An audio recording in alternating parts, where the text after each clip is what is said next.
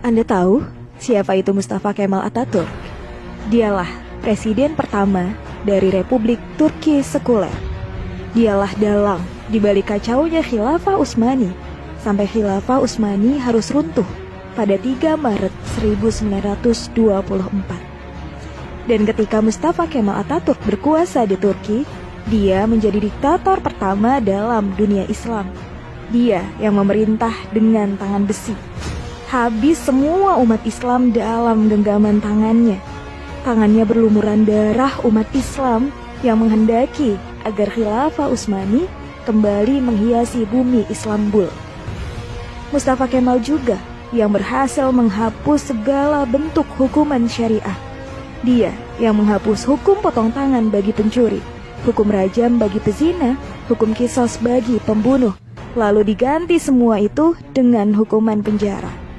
Tak hanya itu, Mustafa Kemal juga menghapus hukum waris, menyamaratakan ahli waris laki-laki dengan ahli waris perempuan, menghapus hukum hijab bagi muslimah, mengubah Masjid Hagia Sophia menjadi museum.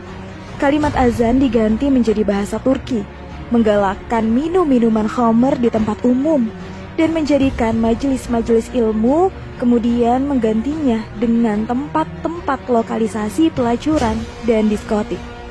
Tak hanya mengubah sistem pemerintahan Turki yang islami menjadi sekuler, Mustafa Kemal juga memiliki sifat sombong sebagaimana Fir'aun. Dalam suatu kesempatan, Mustafa Kemal berpidato di hadapan para tentara, ex-tentara khilafah. Dalam pidatonya itu, Mustafa Kemal membanggakan dirinya dengan berkata, "Kini, siapa yang berkuasa? Aku atau Tuhan?" Dengan perasaan takut, para tentara itu serentak mengucapkan, "Andalah paduka yang kami takutkan sekarang." Mendengar jawaban dari para tentara itu, senyum kesombongan mengukir di bibir Mustafa Kemal. Tapi semua itu berhenti ketika periode akhir Oktober 1938. Saat itu, Mustafa Kemal awalnya menderita penyakit kulit. Namun, Mustafa Kemal menderita penyakit tambahan yakni malaria, liver, dan penyakit kelamin. Dokter pribadinya pun memberi salep dan dioleskannya di kulitnya yang luka karena garukan dari kukunya. Dari Abdullah Azzam dalam bukunya Naratul Maf'udah menjelaskan prosesi ajal Mustafa Kemal Atatürk yang sangat mengerikan. Menurut Dr. Abdullah Azzam, sebuah cairan berkumpul di perutnya secara kronis. Ingatannya melemah, darah mulai mengalir dari hidungnya tanpa henti. Untuk mengeluarkan cairan dalam tubuhnya, dokter pun menusuk jarum di perutnya. Tapi hasilnya, perutnya membusung dan kedua kakinya bengkak. Wajahnya pun menjadi pusat pasi dan terlihat seperti tengkorak. Mustafa Kemal yang sedang sakit menderita itu, kesehariannya dilingkupi rasa panas yang luar biasa. Bahkan, gatal-gatal dari tubuhnya semakin menjadi, hingga dia merasa tak tahan, lalu menjerit sampai terdengar di seluruh istana. Para pekerja istana sangat ketakutan ketika Mustafa Kemal sudah menjerit karena kesakitan. Badannya yang panas hingga melebihi suhu normal membuatnya tak mau masuk istana. Dia minta dibawa ke tengah-tengah laut untuk menurunkan suhu tubuhnya. Tapi ternyata suhu tubuhnya selalu naik dan malah bertambah panas.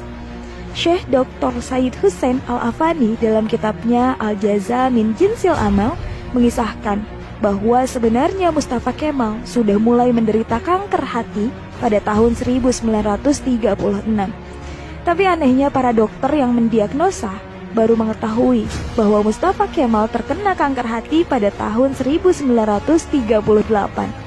Dan puncaknya, pada pagi hari tanggal 10 November 1938, Mustafa Kemal dinyatakan mati oleh tim dokter.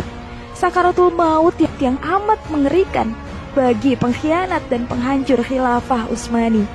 Bahkan, ketika akan proses pemakaman pun, para ulama Turki menolak untuk menyolatkan jenazah busuk Mustafa Kemal Atatürk. Baru dini hari ke-9, atas desakan dan permintaan dari adik perempuan Mustafa Kemal, barulah para ulama dan rakyat Turki mengkafani, menyolatkan, dan menguburkan Mustafa Kemal. Tapi naas, ketika jenazahnya akan dimasukkan ke perut bumi, Jenazahnya terlempar ke atap. Para peziarah dibuat repot oleh hal ini. Akhirnya para ulama sepakat untuk menimbun jenazah Mustafa Kemal dengan bebatuan di Bukit Angkara. Baru setelah 15 tahun matinya Mustafa Kemal, jenazahnya kembali untuk dikubur. Tapi lagi-lagi bumi menolak jenazah Mustafa Kemal Atatürk.